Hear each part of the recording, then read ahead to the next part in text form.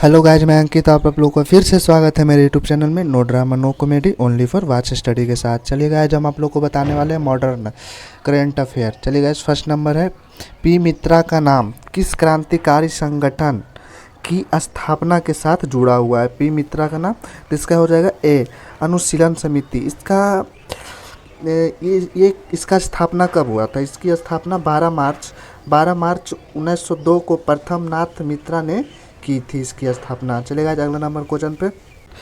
Academies association की स्थापना किसने की थी? एकेडमीज एसोसिएशन की स्थापना किसने की थी?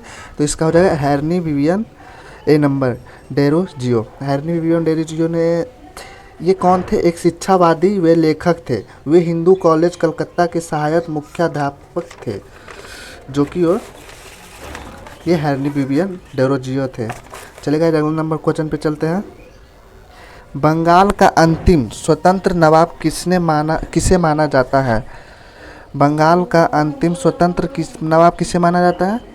तो इसका आंसर हो जाएगा ए सिराजुद्दौला। सिराजुद्दौला जो है बंगाल का अंतिम स्वतंत्र नवाब था। 23 मार्च 1797 को ब्रिटिश ईस्ट इंडिया कंपनी के साथ प्लासी को लड़ाई में उनकी हार हुई थी, इसलिए इन्हें सिराजुद्दौला बंगाल का अंतिम स्वतंत्रता माना जाता है। चलेगा अगला नंबर क्वेश्चन पे। स्वतंत्रता से पहले भारत के किस राज्य में प्राथमिक शिक्षा अनिवार्य थी? स्वतंत्रता से पहले किस राज्य में प्राथमिक शिक्षा अनिवार्य थी? तो इसका हो जाएगा आंसर बड़ौदा, ये ए नंबर। तो ये मतलब बड़ौदा की शिकायत क्या थी, रियासत क्या थी? बड़ौदा की रियासत क्या थी? तो बड़ौदा की रियासत में 1906 में प्राथमिक शिक्षा को अनिवार्य बनाने के लिए कानून पारित किया गया था। इस 7 से 12 वर्ष के बच्चों के लिए प्राथमिक शिक्षा की अनिवार्य किया गया था। चलेगा अगले नंबर क्वेश्चन पे। 1896 का कांग्रेस अधिवेशन किस लिए जाना जाता है? 1896 का कांग्रेस अधिवेशन किस लिए जाना जाता है? इसका आंसर हो जाएगा फर्स्ट नंबर, भारत का राष्ट्रीय गीत पहली बार गाया गया। भारत का राष्ट्रीय गीत पहली बार गाया गया, और ये कब गाया था और किसने गाया थे? वंदे मातरम की रचना बंकिम चंद्र चटर्जी ने मूल रूप से संस्कृत में की थी। वंदे मातरम उनके उपन्यास आनंद मठ से लिया गया है। यह उपन्यास 1882 में प्रकाशित हुआ था। ये सॉन्ग है, जो गीत है हमारे, 1882 में प्रकाशित हुआ था। इसे बंकिम चंद्र चटर्जी ने किए थे। चलेगा अगला नंबर क्वेश्चन। भारत के राष्ट्रगान का शीर्षक क्या था? भारत के राष्ट्रगान का शीर्षक क्या था? तो इसका आंसर हो जाएगा भारत विधाता। फर्स्ट नंबर का क्वेश्चन हो जाएगा डी, भारत विधाता। तो ये जो भारत विधाता है, ये राष्ट्रीय गान की किसने रचना की थी? तो भारत का राष्ट्रीय गान की रचना रविन्द्रनाथ टैगोर ने मूल रूप में बंगलों में की थी। 24 जनवरी 1950 को संविधान सभा द्वारा इसके हिंदी रूप के राष्ट्रगान के रूप में संस्कृत दी। इसे राष्ट्रगान को 27 दिसंबर 1911 को पहली बार कांग्रेस अधिवेशन में गाया गया था। चलेगा अगले नंबर क्वेश्चन पे। भारत का राष्ट्रगान पहली बार कब गाया गया था? भारत का राष्ट्रगान पहली बार कब गाया था? तो 1911। वो कहाँ गया? कोलकाता में गाया गया था। तो ये किसके द्वारा गाया गया था? तो भारत के राष्ट्रीय गान पहली बार 1911 में गाया गया था, और भारत की राष्ट्रीय कांग्रेस के कोलकाता अधिवेशन के दौरान गाया गया था। कांग्रेस के कोलकाता अधिवेशन के दौरान गाया गया था ये भारत के राष्ट्रीय गान। चलेगा अगले नंबर क्वेश्चन पे। प्लासी की लड़ाई की स्थान प्लासी वर्तमान में किस राज्य में स्थित है? प्लासी की लड़ाई की वर्तमान में किस राज्य में स्थित है? तो पश्चिम बंगाल। इसका आंसर हो जाएगा पश्चिम बंगाल में स्थित है। तो ये प्लासी की लड़ाई कब शुरू हुई थी? प्लासी की लड़ाई 23 जून 1897 को ब्रिटिश ईस्ट इंडिया कंपनी और बंगाल के नवाब के बीच लड़ी गई थी। इस लड़ाई में बंगाल के नवाब सिराजुद्दौला को हार हुई थी। चलेगा अगला नंबर क्वेश्चन पे। प्रसिद्ध विद्यासागर सेतु किस शहर में स्थित है? प्रसिद्ध विद्यासागर सेतु किस शहर में स्थित है? तो ये कोलकाता में है। ये कोलकाता में, ये जो विद्यासागर सेतु को दूसरा हुगली सेतु भी कहा जाता है। इस विद्यासागर सेतु को हुगली सेतु भी कहा जाता है।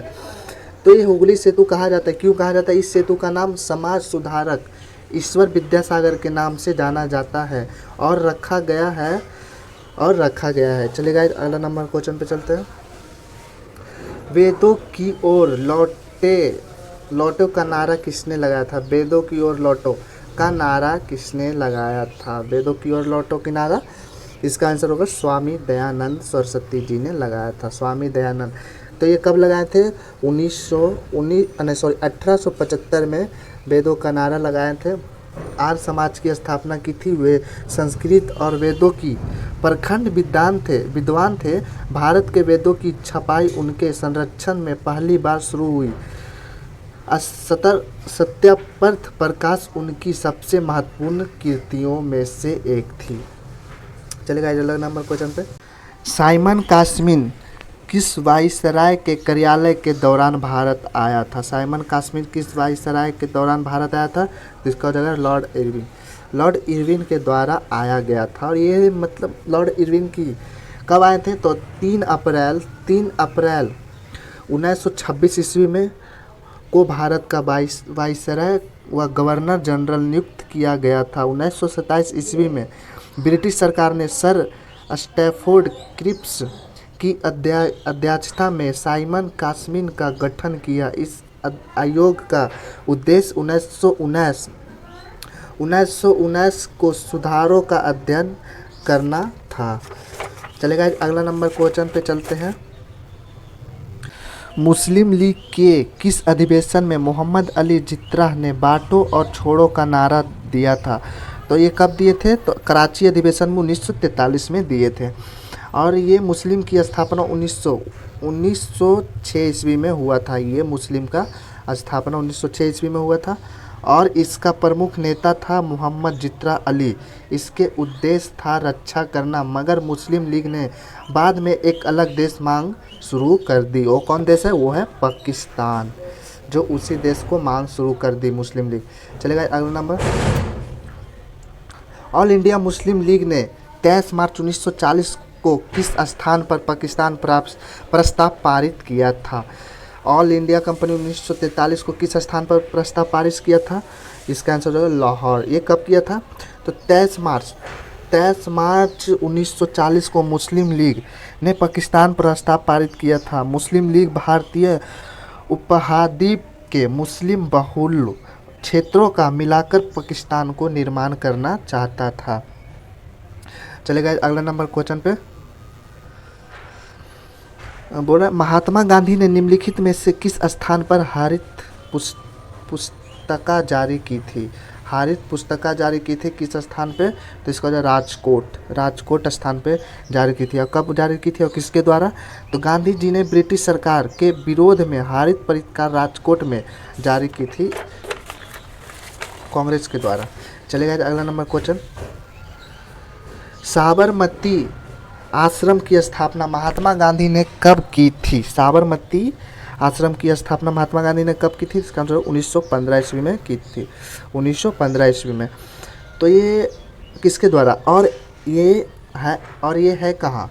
तो ये साबरमती आश्रम अहमदाबाद में साबरमती नदी के किनारे स्थित है। यह 17 जून 1917 में को तैयार हुआ था। मार्च 1930 में दांडी यात्रा को शुरुआत साबरमती आश्रम में हुई थी। चलेगा अगला नंबर। बोल रहा है कर्नाटक के नागौर में विजयनगर साम्राज्य का सबसे स्मारक कौन सा है? साम्राज्य कौन सा है? तो इसका आंसर हो जाएगा हम्पी। इसका आंसर है हम्पी। तो ये इसकी स्थापना कब हुई थी? हम्पी की स्थापना कब हुई थी? तो इसकी स्थापना विजयनगर साम्राज्य की स्थापना 1336 ईस्वी में हरिहर प्रथम उनके भाई बुक्का राय प्रथम ने की थी। विजयनगर साम्राज्य में प्रचारो संगम सुलाहो तुलु और अरविंद ने 1936 से 1672 तक शासन भी किया था। वर्तमान में इसे साम्राज्य का कर्नाटक के हम्पी है, अभी हम्पी है। चलेगा अगला नंबर। चौरी चौरा की घटना के बाद कौन सा आंदोलन बंद किया गया? चौरी चौरा का कौन सा आंदोलन बंद किया गया? तो इसका हो जाएगा असहयोग आंदोलन। असहयोग आंदोलन क्या है? असहयोग आंदोलन कब दिया गया था? तो 5 फरवरी 1922 को गोरखपुर 5 फरवरी 1922 को गोरखपुर में आंदोलन करियों द्वारा पुलिस चौकी को आग भी आंदोलन कराई लगा दी थी। इस घटना में 22 पुलिस की मृत्यु भी हुई थी। इस घटना में गांधी जी ने दुखी होकर असहयोग आंदोलन को वापस लेने का फैसला कर दिया था। चलेगा अगला नंबर। गुरु का बचपन का नाम गदाधर चट्टोपाध्याय था। निम्नलिखित में से गदाधर चट्टोपाध्याय था तो कौन सा नाम था? तो इसका हो जाएगा रामकृष्ण परमहंस। रामकृष्ण परमहंस। तो ये कब नाम दिया गया था? तो आध्यात्मिक गुरु हुआ भोगी रामकृष्ण परमहंस का बचपन का नाम गदाधर था। और चट्टोपाध्याय थे वे स्वामी विवेकानंद के गुरु भी थे। उनके नाम पर स्वामी विवेकानंद रामकृष्ण मिशन को स्थापना की थी। चलेगा अगला नंबर 19। महात्मा गांधी ने कांग्रेस के किस अधिवेशन में एक बार अध्यक्षता की? किस अधिवेशन में एक बार अध्यक्षता की? तो इसका हो जाएगा बेलगाम में की थी। तो बेलगाम कब किए थे महात्मा गांधी ने बेलगाम में? तो इसका आंसर होगा महात्मा गांधी ने 1924 में कांग्रेस के बेलगाम अधिवेशन में कांग्रेस के अध्यक्ष बने हुए केवल एक बार ही भारतीय राष्ट्रीय कांग्रेस के अध्यक्ष रहे बेलगाम। चलेगा लास्ट क्वेश्चन है। जहांगीर निम्नलिखित में से किसे इंग्लिश खान कहता था? जहांगीर जो है निम्नलिखित में किसे इंग्लिश खान कहता था? तो उसका आंसर हो जाएगा विलियम हांकिस। विलियम हांकिस को कहा जाता। तो जो विलियम हांकिस हेक्टर नामक समुद्री जहाज थे भारत में की यात्रा पर 1607 में खान हुआ था। तो ये 1607 हुआ अगस्त 1608 को सूरत में पहुंच गया था। खान जो है 1608 ईस्वी में सूरत भी पहुंच गए थे। थैंक यू गाइस, आज के लिए इतना।